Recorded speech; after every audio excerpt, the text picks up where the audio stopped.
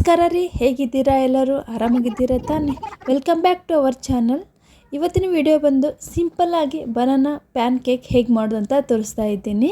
ಅದಕ್ಕೆ ಬೇಕಾದ 4 ಇಂಗ್ರೀಡಿಯೆಂಟ್ಸ್ ಏನು ಅಂದರೆ, ಒಂದು ಗೋಧಿ ಹಿಟ್ಟು, 2 ಬಾಳೆಹಣ್ಣು ಮತ್ತು 1 ಬಟ್ಲು ಹಾಲು ಮತ್ತು ಅದಕ್ಕೆ ಸ್ವಲ್ಪ ಬೆಲ್ಲ ಸ್ವಲ್ಪನೇ ಯೂಸ್ ಮಾಡ್ತೀನಿ. ಯಾಕಂದರೆ ಇಲ್ಲಿ ಬಾಳೆಹಣ್ಣು ತುಂಬ ಚೆನ್ನಾಗಿ ಹಣ್ಣಾಗಿದೆ, ಹಾಗಾಗಿ ಸ್ವೀಟ್ನೆಸ್ ಇರೋದ್ರಿಂದ ಅದರಲ್ಲಿ ನಾವು ಸ್ವಲ್ಪ ಬೆಲ್ಲ ಹಾಕಿದರೆ ನಡೆಯುತ್ತೆ.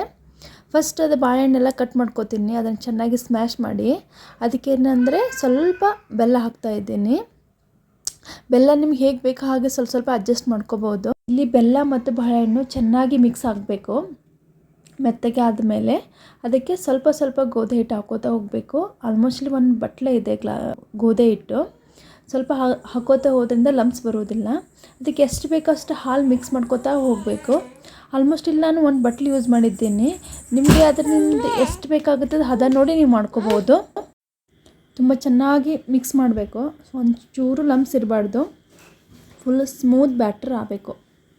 ಅದಕ್ಕೆ ಸ್ವಲ್ಪ ಉಪ್ಪು, ಸೋಡಾ, ಇಲ್ಲಿ ನಾನು ಒಂಚೂರು ಲವಂಗ ಪೌಡ್ರ್ ಯೂಸ್ ಮಾಡಿದ್ದೀನಿ.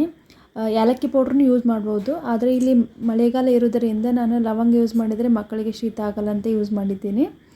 ಈಗ ಅದು 1 ಬಟ್ಲ ತೊಗೊಂಡು ನಾನು ಪ್ಯಾನ್ ಮೇಲೆ ಹಾಕಿದ್ದೀನಿ. ನೋಡಿ ಈ ಥರ ಬರುತ್ತೆ. ಚೆನ್ನಾಗಿ 2 ಕಡೆ ಚೆನ್ನಾಗಿ ಸುಡಬೇಕು. ಬೇಕಾದರೆ ಮೇಲೆ ತುಪ್ಪ ಹಚ್ಕೋಬೋದು, ನಾ ಆಮೇಲೆ ಹಚ್ಚಿದ್ರೆ ಆಯ್ತಂತ ಇಲ್ಲಿ ಜಾಸ್ತಿ ಹಚ್ಚಿಲ್ಲ.